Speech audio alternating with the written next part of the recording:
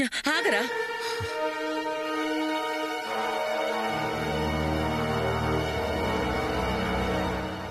నువ్వు పెళ్ళప్పుడు ప్రేమించానన్నావు కదరా, ఆ అమ్మాయి ఎవరు?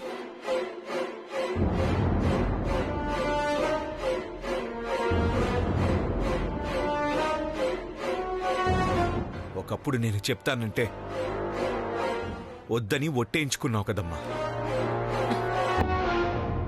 ఇప్పుడు నేను అడుగుతున్నాను, ఎవరు?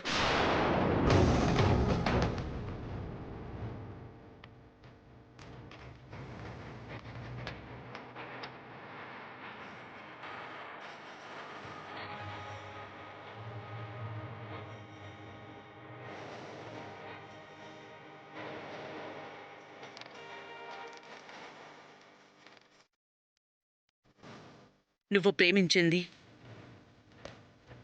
వైదేహిని కాదు కదా?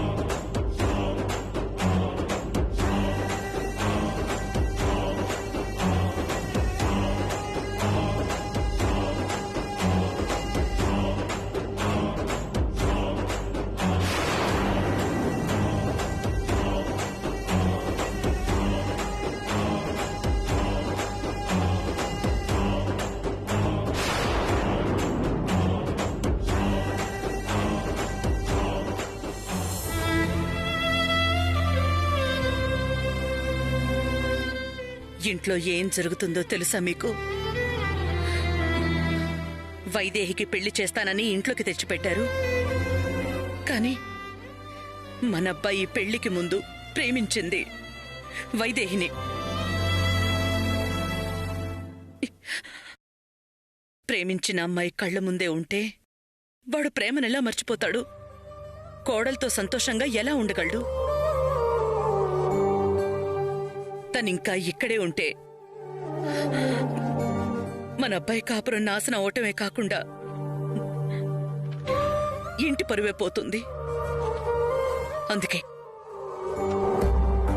నేనొక నిర్ణయానికి వచ్చాను.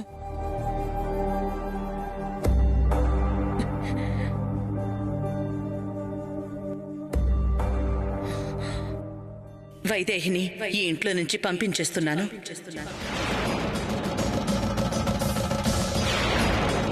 మీరిచ్చిన మాటని నిలబెట్టుకోలేకపోతున్నందుకు క్షమించండి.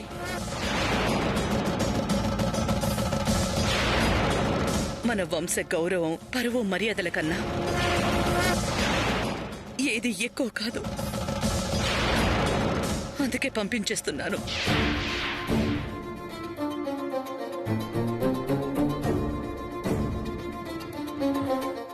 వద్దమ్మా. లక్కీ, ఇక్కడ ఏం జరుగుతుందో నీకు తెలీదు. నాకంతా తెలుసమ్మా. నీకంటే ముందే తెలుసు. వాళ్ళిద్దరికీ ఒకరంటే ఒకరికి ప్రాణం. వాళ్ళ ప్రేమ చాలా పవిత్రమైనది. అందుకని వాళ్ళనొకటి చేయమంటావా ఏంటి? వాడు ప్రేమించింది వేరే అమ్మాయిననే సంగతి పెళ్ళైన మరుసటి రోజే నాకు తెలుసురా. పేరు చెప్పబోతే నేనే వద్దు అని చెప్పాను. అప్పుడే పేరు గనక తెలుసుంటే వైదేహిని ఈ ఇంటి గడప కూడా తొక్కనిచ్చేదాన్ని కాదు. ఇప్పటికే చాలా ఆలస్యమైంది. అసలు వైదేహి గనక ఇక్కడ లేకపోయి ఉంటే భార్యతో సంతోషంగా ఉండేవాడు. లేదమ్మా.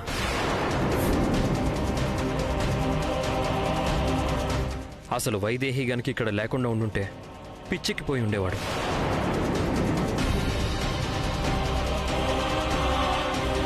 అసలు వైదేహియే తనంతట తానుగా వెళ్ళిపోవాలనుకుంది.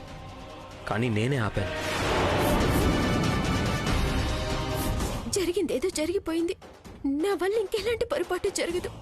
ఈ క్షణమే ఇంట్లోంచి వెళ్ళిపోతాను. ఇంకెప్పుడు ఆయనకి కనిపించను. ఇప్పుడు నువ్వు వెళ్తే వాడింకా పిచ్చోడైపోతాడు వైదేహి. కొద్ది రోజులు ఇక్కడే ఉండి వాడితో మాట్లాడు. నీ మీదున్న ఇష్టాన్ని తగ్గించేలా చెయ్యి. నీ గురించి ఆలోచించడం మానేలా చెయ్యి. మీ ప్రేమని స్నేహంగా మార్చడానికి ప్రయత్నించు. అదొక్కటే పరిష్కారం. మన కుటుంబం పరువు మర్యాదల గురించి మనం ఎంతగా ఆలోచిస్తామో వైదేహి కూడా అంతగానే ఆలోచిస్తుంది. తనేం స్వార్థపరురాలు కాదమ్మా. దేవాంశ్ని తనతో పాటు తీసుకెళ్ళిపోదు. తనిక్కడ ఉండడం వల్ల చెడు కన్నా మంచే ఎక్కువ. ఉండనివ్వమ్మా.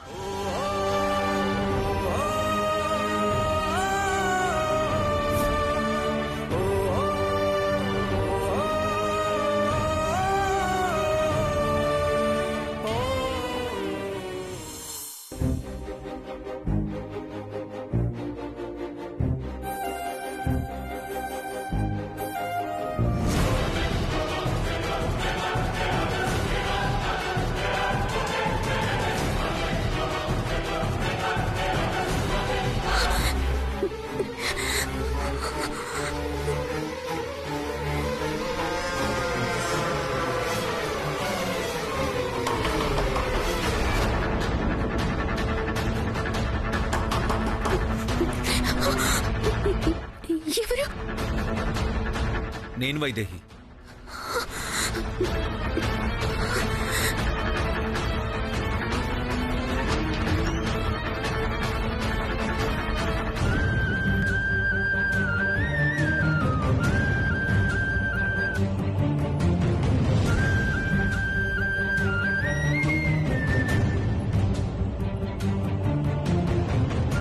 ఎందుకో ఒంటరిగా భయపడుతున్నావేమో అనిపించింది వైదేహి. నువ్విక్కడ బాధపడుతుంటే అక్కడ నాకెలా నిద్రపడుతుంది చెప్పు. అందుకే వచ్చేసాను.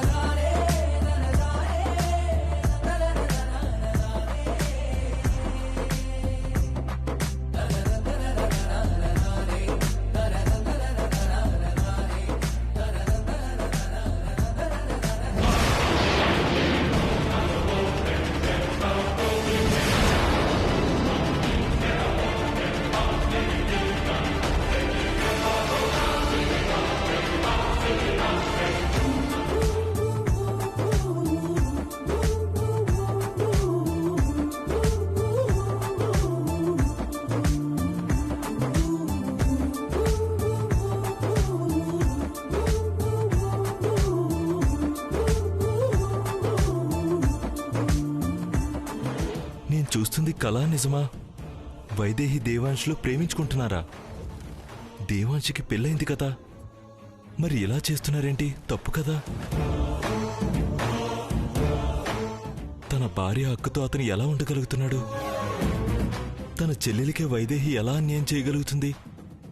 ఈ విషయం బయటపడితే రెండు కుటుంబాల పరువు నాశనమైపోతుంది.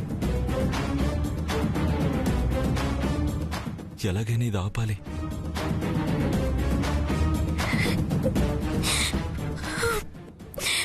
నిజంగానే భయం వేసింది. కళ్ళు మూసినా తెరిచినా అదే జరిగింది. ఇంకా కళ్ళ ముందు మెదులుతూనే ఉంది. ఇంత భయం ఉన్నదానివి ఎందుకంత సాహసాలు చేయడం? మీరొస్తారన్న ధైర్యమేమో. రాకపోయుంటే? వచ్చారు కదా.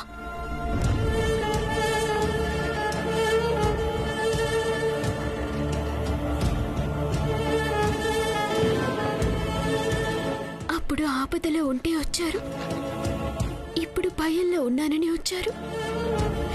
ఇప్పుడు ఎలా ఉంటానో తెలిసిపోతుందా మీకు? అన్నీ తెలుస్తాయి, ఒక్క నీ ఆలోచనలు తప్ప. నాకు కూడా మీ ఆలోచనలు అంతుపట్టవు. ఏం ఆలోచించి అందరి ముందు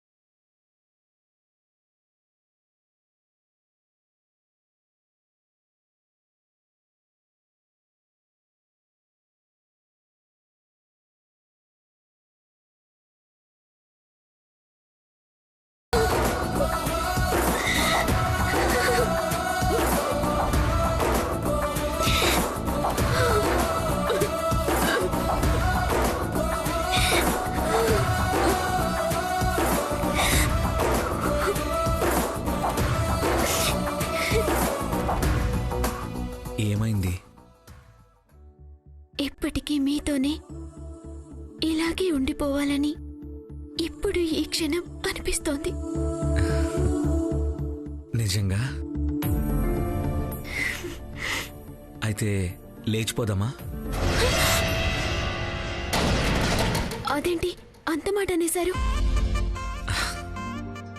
ఇలాగే ఉండిపోవాలన్నావు కదా. అది అప్పుడు ఆ క్షణం అనిపించింది, ఇప్పుడు ఆ క్షణం దాటేసింది. ఆశలు పుట్టించి వెంటనే ఆవిరి చేస్తావు కదా. ఇలా జరుగుతుందనే నేనిక్కడ ఉండకూడదు అనుకున్నా. తొందరగా వెళ్ళిపోవాలి. వెళ్ళిపోతే ఎలా?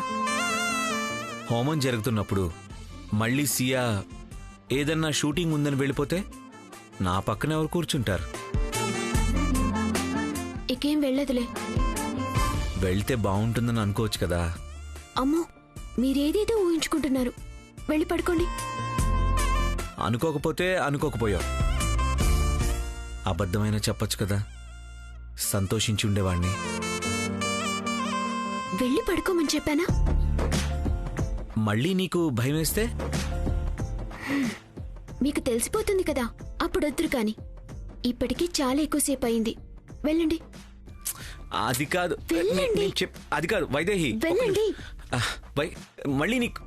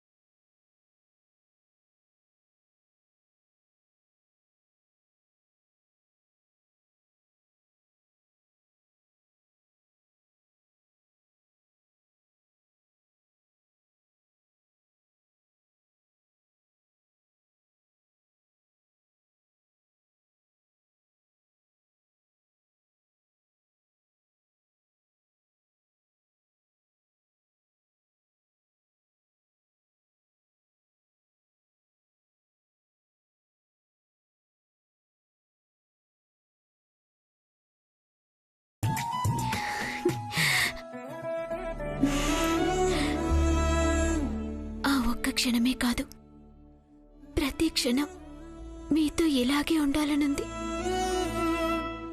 దేవుడు మళ్ళీ రాత తిరిగి రాస్తే బాగుంటుంది, కానీ రాస్తాడా?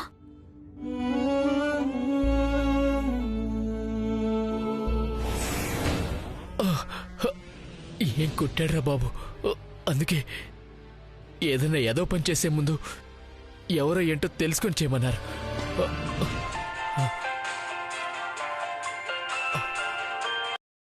హలో,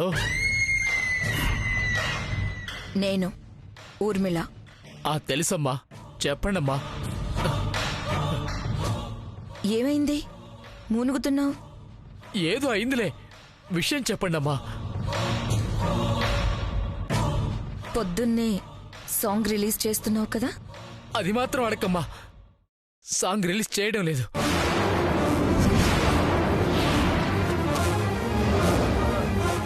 ఏమైంది?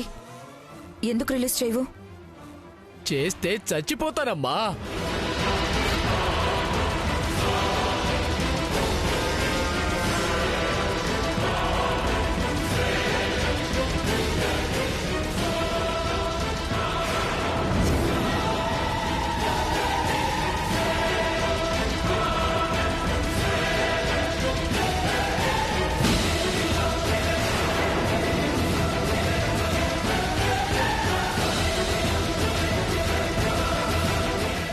మీరు ఏదైతే సాంగ్ షూట్ చేశారో అది ఇక్కడే కాదు, ప్రపంచంలో ఎక్కడా రిలీజ్ కాకూడదు. రిలీజ్ అయిందో ప్రాణాలు తీసేస్తా. డాన్స్ చేసిన ఆవిడతో సంబంధం ఉందో వచ్చిన ఆవిడతో సంబంధం ఉందో తెలియడం లేదు, కానీ చెత్త కొట్టేశాడమ్మా. ఆయనకి ఎదురు చెప్పే ధైర్యం మాకు లేదమ్మా. నేను సాంగ్ రిలీజ్ చేయడం లేదంతే. లేదు, ఎట్టి పరిస్థితుల్లోనూ ఈ సాంగ్ రిలీజ్ కావాలి. నీకెంత డబ్బు కావాలన్నా ఇస్తాను. మీరిచ్చే డబ్బుల కన్నా నా ప్రాణం నాకు ముఖ్యం కదమ్మా. ఆ సాంగ్ని పూర్తిగా డిలీట్ చేయమని చెప్పా. అబ్బా, ఈ పాటికి చేసే ఉంటారు. ఇంకెప్పుడు ఈ విషయం గురించి నాకు ఫోన్ చేయొద్దమ్మా. అసలు ఫోనే చేయొద్దమ్మా. పెట్టే. హలో. షిట్. అమ్మా, నేను అంత కష్టపడి ప్లాన్ చేస్తే చివరికి సాంగ్ డిలీట్ చేస్తాడా? ఎలాగైనా ఆ సాంగ్ రిలీజ్ కావాలి. ఏదో ఒకటి చెయ్యాలి.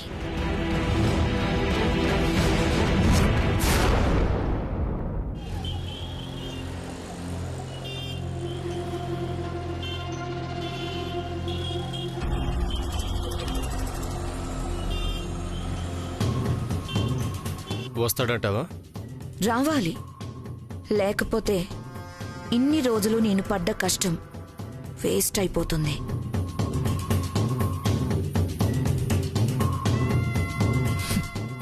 సియాతో మంచిగా ఉన్నట్టు నటించి దాన్ని నమ్మించి షూటింగ్కి వెళ్లేలా చేయడానికి ఎంత కష్టపడ్డానో తెలుసా? అంతా అనుకున్నట్టే జరిగి ఈరోజు సాంగ్ రిలీజ్ అవుతుందనుకుంటే దేవంశ్ వాణ్ణి చితక్కొట్టడంతో రిలీజ్ చేయడానికి భయపడుతున్నాడు ఆ ప్రొడ్యూసర్. దీని కారణం కూడా వైదేహియే. ఈ వైదేహికి మనకి గత జన్మలో ఏదైనా శత్రుత్వం ఉందా? ఈ జన్మలో ఇలా ప్రతిదానికి అడ్డుపడుతోంది. ముందు ఆ వైదేహి అడ్డు తొలగించాలి. సియానే ఇంట్లో నుంచి బయటకు పంపించేస్తే ఇక్కడ వైదేహికి ఏం పని ఉంటుంది చెప్పు? అందుకే సియాని టార్గెట్ చేస్తే ఇలా జరిగింది. ప్రొడ్యూసర్ రిలీజ్ చేయకపోతేనే ఆ సాంగ్ని మనం రిలీజ్ చేయాలి.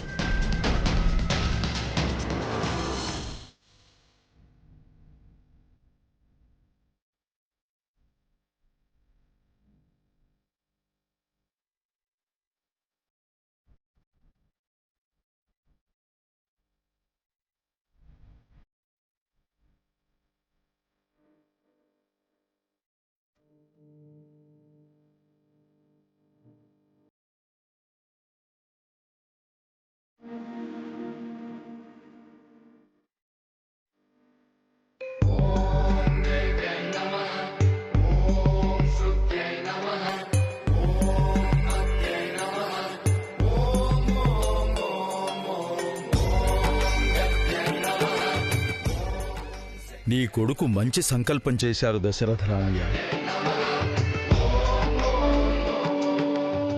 నీ ఆజన్మ కళ అక్షయపాత్ర సేవా కార్యక్రమం మొదలు కాబోతోంది.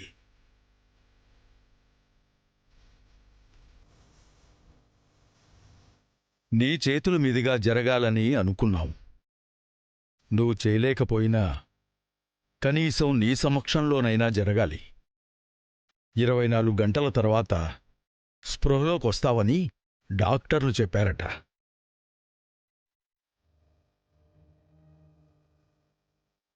ఈరోజు నా చేతుల మీదుగా మొదలయ్యే ఈ హోమం రేపు నీ కొడుకు కోడలు పూర్ణాహుతి సమర్పించడంతో పూర్తవుతుంది.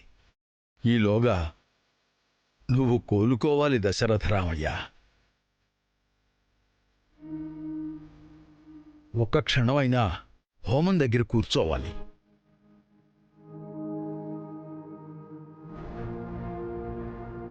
కోలుకుంటారా గురువుగారు? తప్పకుండా కోలుకోవాలి. ఇంత అద్భుతమైన కార్యక్రమంలో దశరథరామయ్య భాగం కాకుండా ఉంటాడా?